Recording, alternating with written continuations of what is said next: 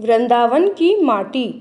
शोभा नाम की औरत जिसकी बहन वृंदावन में रहती थी, एक दिन वह उसको मिलने के लिए वृंदावन गई। शोभा जो कि काफ़ी पैसे वाली औरत थी, लेकिन उसकी बहन कीर्ति जो कि वृंदावन में रहती थी, ज़्यादा पैसे वाली नहीं थी, लेकिन दिल की वह बहुत अच्छी थी, या ये कह सकते हैं कि दिल की वह बहुत अमीर थी। उसका पति मिट्टी के घड़े बनाने का काम करता था। शोभा काफ़ी सालों बाद अपनी बहन को मिलकर बहुत खुश हुई, लेकिन उसमें थोड़ा सा अपने पैसे को लेकर घमंड भी था। वो कीर्ति के घर हर छोटी बात पर उसकी चीज़ों में से नुक्स निकालती रहती थी, लेकिन कीर्ति जो थी उसको कुछ ना कहकर बस यही कह देती, जो बिहारी जी की इच्छा। लेकिन शोभा हर बात में उसको नीचा दिखाने की कोशिश करती।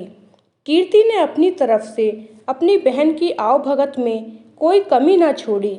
उसने अपनी बहन का पूरा ख्याल रखा। उसने उसको वृंदावन के सारे मंदिर के दर्शन करवाए और उनकी महिमा के बारे में बताया। शोभा यह दर्शन करके खुश तो हुई और उसने महिमा भी सुनी, लेकिन उसका इन चीज़ों में इतना ध्यान नहीं था। बस दर्शन करके वापस आ गई। उसको वृंदावन में रहते हुए काफ़ी दिन हो गए। एक दिन वह अपनी बहन से बोली कि कीर्ति, अब बहुत दिन हो गए तेरे घर को रहते हुए, अब मुझे अपने घर को जाना चाहिए। कीर्ति थोड़ी सी उदास हो गई और बोली, बहन कुछ दिन और रुक जाओ। लेकिन शोभा बोली, नहीं, काफ़ी दिन हो गए मुझे आए हुए। घर में मेरा पति और बच्चे अकेले हैं, उनको सास के सहारे छोड़कर आई हूँ।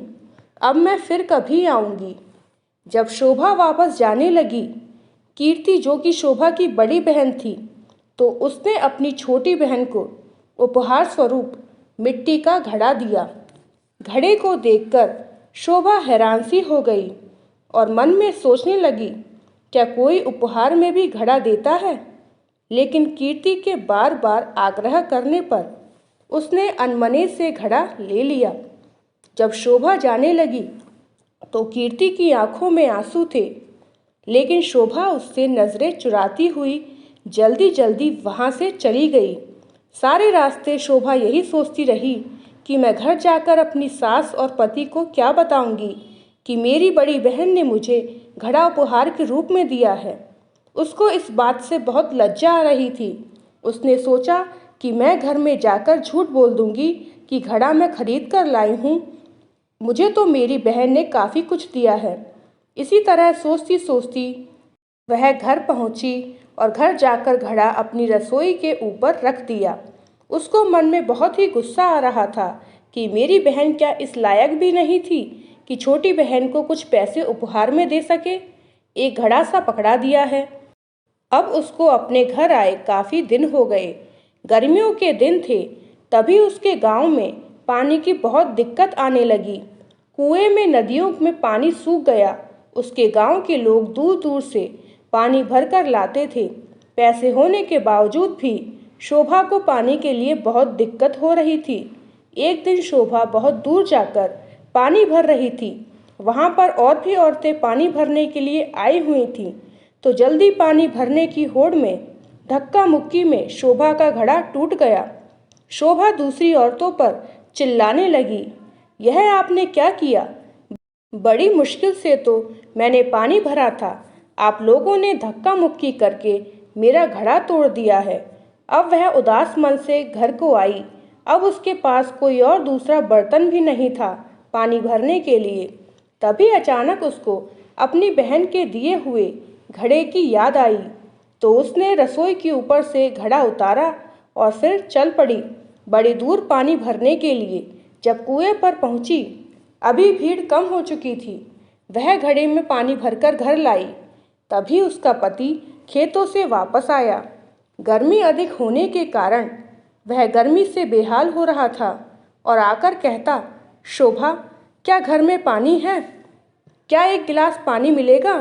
तो शोभा ने कहा, हाँ, मैं अभी लेकर आती हूँ। तभी उसने उस घड़े में से एक गिलास पानी भरकर अपने पति को दिया। गले में से पानी उतरते ही उसका पति एकदम से उठ खड़ा हुआ और बोला, यह पानी तुम कहाँ से लाई हो? तो शोभा एकदम से डर गई कि शायद मुझसे कोई भूल हो गई है। तो उसने कहा, क्यों, क्या हुआ?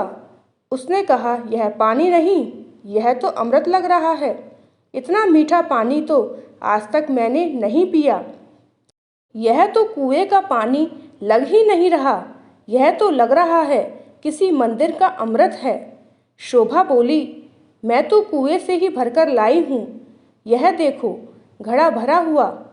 उसके पति ने कहा, यह घड़ा तुम कहाँ से लाई थीं? उसने कहा, जब मैं वृंदावन से वापस आ रही थी तो मेरी बहन ने मुझे दिया था। यह सुनकर उसका पति चुप हो गया। अब शोभा का पति बोला कि मैं थोड़ी देर के लिए बाहर जा रहा हूँ, तब तक तुम भोजन तैयार करो। शोभा ने उसी घड़े के जल से दाल चावल बनाए। घड़े के पानी से दाल चावल बनाने से उसकी खुशबू पूरे गांव में फैल गई।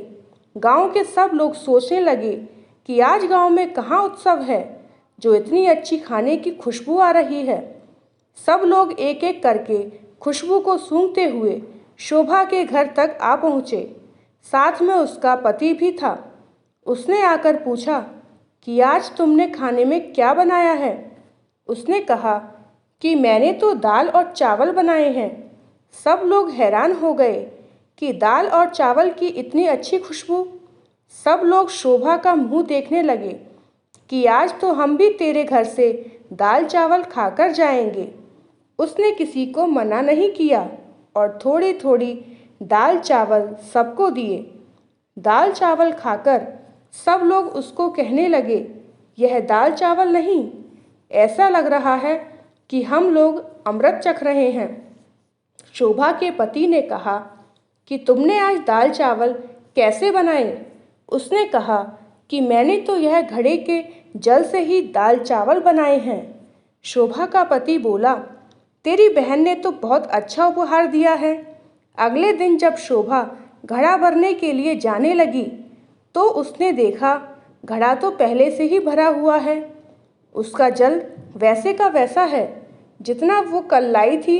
उससे उसमें से खाना भी बनाया था, जल भी पिया था, लेकिन घड़ा फिर भी भरा का भरा था। शोभा एकदम से हैरान हो गई, यह कैसे हो गया?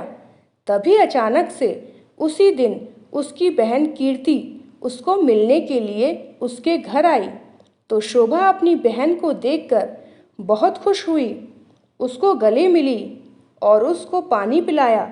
तो उसने अपनी बहन को कहा, दीदी, यह जो तूने मुझे घड़ा दिया था यह तो बहुत ही चमत्कारी घड़ा है। मैंने तो तुच्छ समझकर रसोई के ऊपर रख दिया था, लेकिन कल से जब से मैं इसमें जल भरकर लाई हूँ तब से जल भरा हुआ है। इसका जल इतना मीठा है और इसके जल से मैंने दाल और चावल बनाए जो कि अमृत के समान बने थे। उसकी बहन बोली, अरे ओ मेरी भोली बहन, क्या तू नहीं जानती कि यह घड़ा ब्रज की रज यानी वृंदावन की माटी से बना है, जिस पर साक्षात किशोरी जी और ठाकुर जी नंगे पांव चलते हैं। उसी रज से यह घड़ा बना है। यह घड़ा नहीं, साक्षात किशोरी जी और ठाकुर जी के चरण तुम्हारे घर पड़े हैं। किशोरी जी और ठाकुर जी का ही स्वरूप तुम्हारे घर आया है। यह सुन उसकी बहन अपने आप को कोसती हुई और शर्मिंदा होती हुई अपनी बहन के कदमों में गिर पड़ी और बोली, मुझे क्षमा कर दो जो मैं वृंदावन की रज माटी की महिमा को जान न सकी। जिसकी माटी में इतनी शक्ति है तो उस बांके बिहारी और लाडली जू में कितनी शक्ति होगी, मैं अज्ञानी मूर्ख ना जान सकी। मुझे ब्रज की रज की महिमा और उसकी महत्वता का पता नहीं था, मुझे क्षमा कर दो। उसकी बहन उसको उठाकर गले लगाते हुए बोली कि बहन, किशोरी जी और ठाकुर जी बहुत ही करुणावतार हैं। तुम्हारे ऊपर उनकी कृपा थी जो इस घड़े के रूप में इस रज के रूप में तुम्हारे घर पधारे। शोभा बोली, बहन तुम्हारे ही कारण मैं धन्य हो उठी हूँ, तुम्हारा लाख लाख धन्यवाद। यह कहकर दोनों बहनें आंखों में आंसू भरकर एक दूसरे के गले लगकर रोने लगी। जय जय श्री राधे। दोस्तों, अगर वीडियो पसंद आई हो तो चैनल को सब्सक्राइब करके वीडियो को लाइक कर दीजिए और कमेंट में जय जय श्री राधे ज़रूर लिख दीजिए।